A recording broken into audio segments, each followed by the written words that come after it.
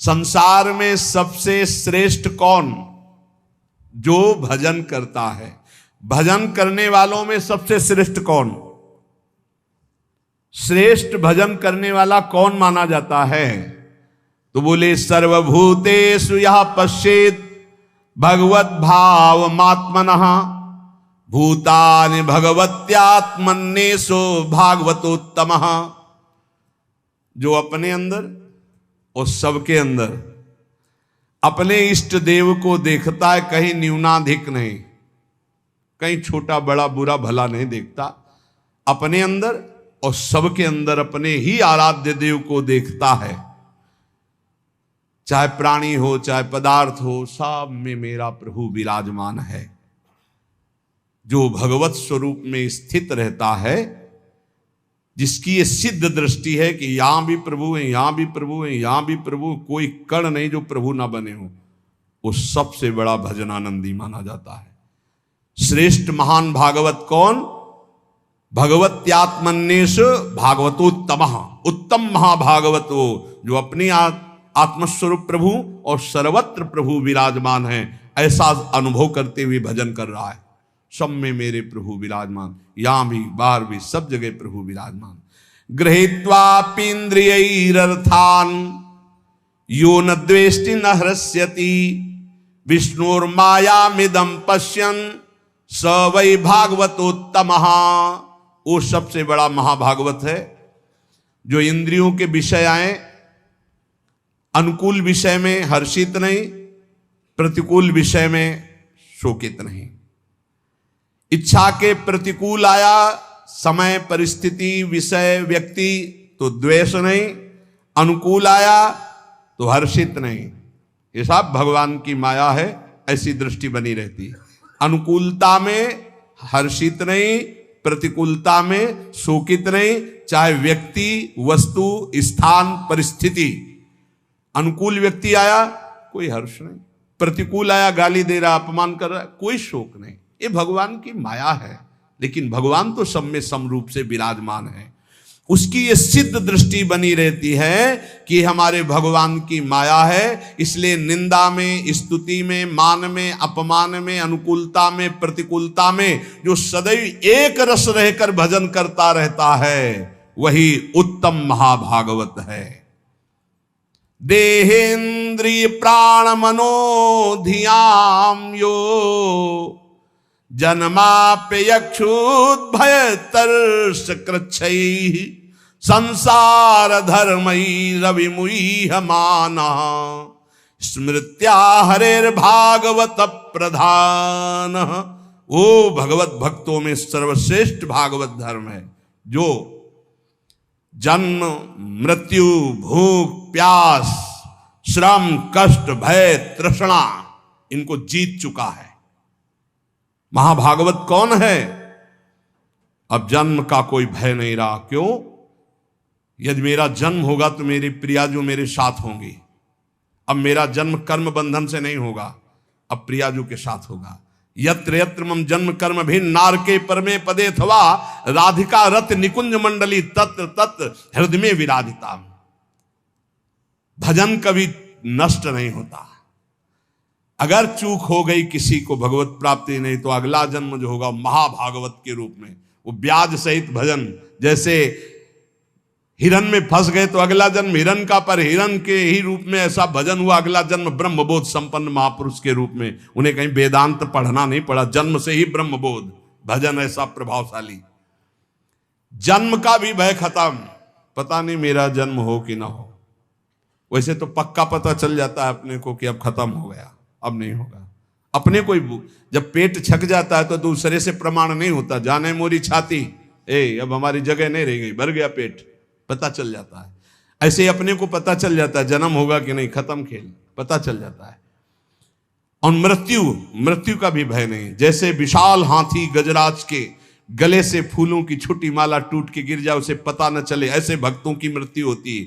जन्मत मरत दुसा दुख हो, ये भक्तों को ऐसा कष्ट नहीं होता। जो जन्म पर और मृत्यु पर विजय प्राप्त कर लिया है, और जो भूख और प्यास पर, भूख प्यास ये व्यथित करते हैं, ये प्राणों का धर्म है, मेरा नहीं।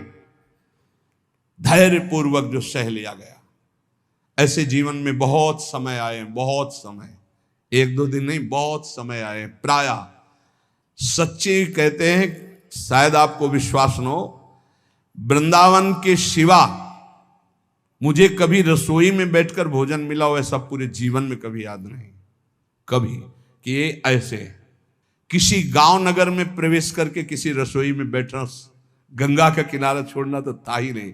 और काशी में तो घाट में ही किसी की रसोई में कि बाबा ऐसे बैठे और गरम गरम बनता, कभी जीवन में नहीं ऐसा।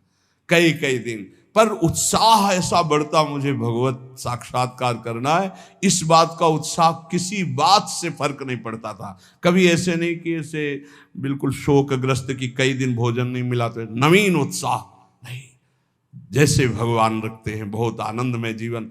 और गंगा जी में हमने एक विशेषता पाई है, माँ गंगा का ऐसा जल है कि वो सब पुष्टता देता रहता है। कई कई दिन भोजन न मिलने पर भी शरीर हमारा कभी क्षीण नहीं हुआ, और एक दिव्यता रहती थी, एक पुष्टता रहती थी। कमंडल भर करके गंगा जल पिया तो ऐसा मानो माँ का दूध पिया हो, ऐसा बल उसमें रहता था। ये मतलब 10वें वर्ष का अनुभव है, 10वें वर्ष का अनुभव। जब लक्ष्य बन जाता है भगवत प्राप्ति तो भूख प्यास भी नहीं सताती। यही भागवती कृपा का बल होता है, कोई फर्क नहीं पड़ता, क्योंकि अंतर में जो हमारा निरोग स्वभाव, निरोग विचार, निरोग अवस्था है, वो हमें बचाए हुए है। और अगर हम इस रोग में होते तो बहुत परेशान हो जाते, फिर कुछ नहीं होने वाला। भूख और प्यास ये केवल लक्ष्य के बल से सहा जाता है, लक्ष्य का। और फिर जब आनंद की अनुभूति होती तो इसकी कोई चिंता ही नहीं रहती। परीक्षित जी कह रहे हैं महाराज श्री सुखदेव जी से कि एक दिन की प्यास ने इतना विकल कर दिया था कि ब्रह्म ऋषि ने आंख नहीं खोला तो मरा हुआ सांप उनके गले में डाल दिया। और कई दिन हो गए हमने ना अन्न पाया है ना जल पिया, क्योंकि आमरण अनशन व्रत है। पर यह भूख प्यास मुझे बिल्कुल कष्ट नहीं दे रही, क्योंकि आपके श्रीमुख से निकली हुई कृष्ण कथा अमृत पान करके मेरा हृदय आनंदित हो रहा है। फिर श्रम, किसी भी तरह का कोई भी श्रम आपको परास्त न कर पाए। दिन भर आप लगे रहें पर आपको ऐसा महसूस ना हो कि बहुत थक गया। अगर यह महसूस होता है तो दो बातें नोट कर लेना, आप ब्रह्मचारी नहीं हैं और आपका लक्ष्य भगवत प्राप्ति नहीं है। दो बातें नोट कर लेना। अगर दो बातें हैं, भगवत प्राप्ति और ब्रह्मचर्य ठीक है, तो यह शब्द नहीं आ सकता कि बहुत थक गया। शरीर स्वस्थ होना चाहिए, अगर रोग ग्रसित हैं तो बात अलग है। और कष्ट, भारी से भारी पीड़ा के समय भी एक आनंद की गुफा है अंदर। भजनानंदी महात्मा उस आनंद की गुफा में वातानुकूलित कक्ष में रहता है, बाहर आग लगी लगने दो। कष्ट की भारी स्थिति में भी एक आनंद की स्थिति होती है, जिसमें बड़े बड़े गुरुजन विराजमान रहे। पूज्य महामहिम श्री गुरु अर्जुन देव जी महाराज, गुरु तेग बहादुर जी महाराज, श्री ठाकुर हरिदास जी, प्रहलाद जी, मीरा जी, नरसिंह मेहता जी, ये बड़े बड़े महापुरुष उसी गुफा में, आनंद गुफा में मस्त है। बाहर से आग लगाई जा रही, बाहर से कष्ट दिया जा रहा है, विष पिलाया जा रहा है, वो आनंद गुफा आपके अंदर भी है। उसका दरवाजा खोल लीजिए, वो दरवाजा खुलता है नाम जप से। जब पहले पाप नष्ट हो, ज्ञान प्रकाश हो, अंधकार हटे, तो ही आपको दरवाजा मिल जाएगा। सोई अंदर चले जाइए, अपने स्वरूप में आ जाइए, कोई भय नहीं। नैनम छिंदन्ति शस्त्राणि नैनम दहति पावका न चैनम क्लेदयन्त्यापो न शोषयति मारुता। ये आपका स्वरूप है, कोई कष्ट आपको छू नहीं सकता। और फिर भय, भय किस बात का? सर्वत्र मेरा प्रीतम है, तो भय किस बात का? और तृष्णा, ये बहुत खतरनाक डाइन है तृष्णा। भोगे हुए भोग को पुनः भोगने की चाहत का नाम तृष्णा। ये मारे है पूरे संसार को, भोग भोग के मरने लायक हो गए, फिर भी भोग।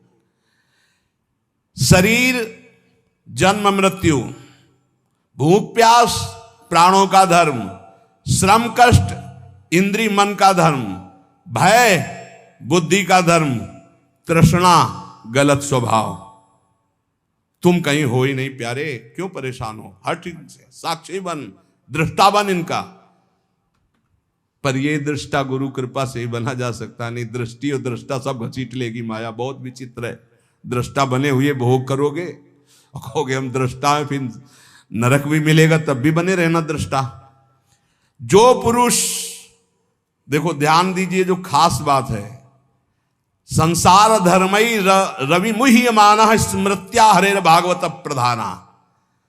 जो भगवान के नाम की स्मृति में इतना डूबा हुआ है कि इन सब का कोई प्रभाव उसे परास्त नहीं कर पाता, वही मां भागवत है। जन्म मृत्यु भूख प्यास श्रम कष्ट भय तृष्णा किसी का प्रभाव नहीं। राधा राधा राधा।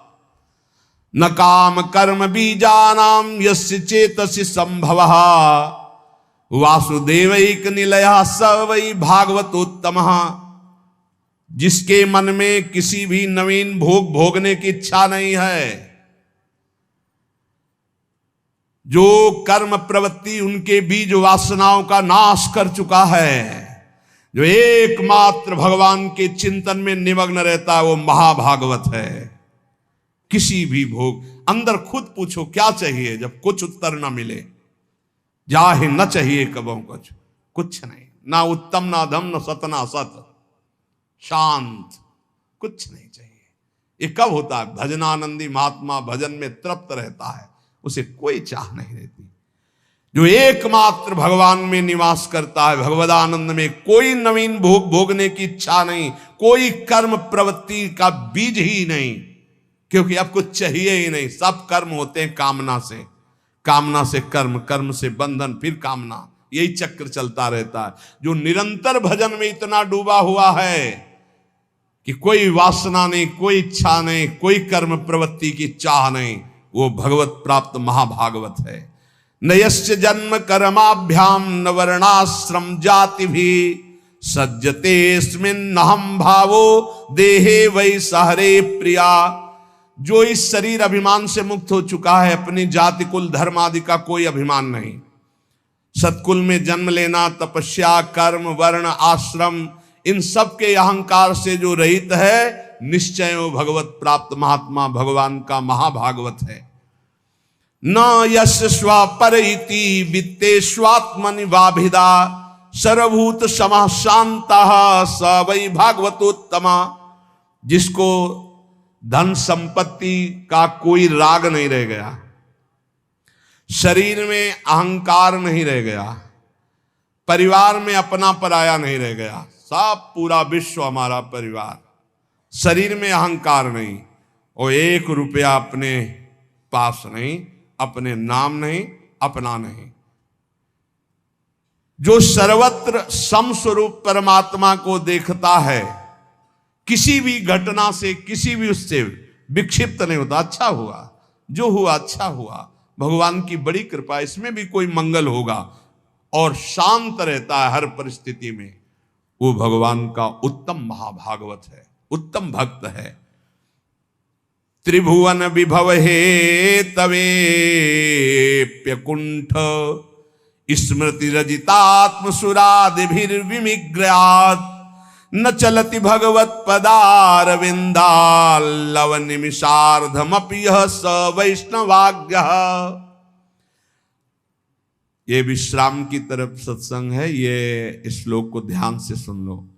बड़े बड़े देवता और ऋषि मुनि अपने अपने अंतःकरण को भगवतमय बनाते हुए जिन्हें ढूंढते रहते हैं, ऐसे भगवान का आधे पल के लिए भी जो चिंतन नहीं छोड़ता, त्रिभुवन की राज्य लक्ष्मी देने पर भी, 100 रुपया 500 रुपया लाख 2 लाख करोड़ की बात नहीं हो रही, त्रिभुवन का पूरा वैभव दिया जाए और कहा जाए आधे पल के लिए प्रभु को भूल जाओ, वो नहीं भूलेगा।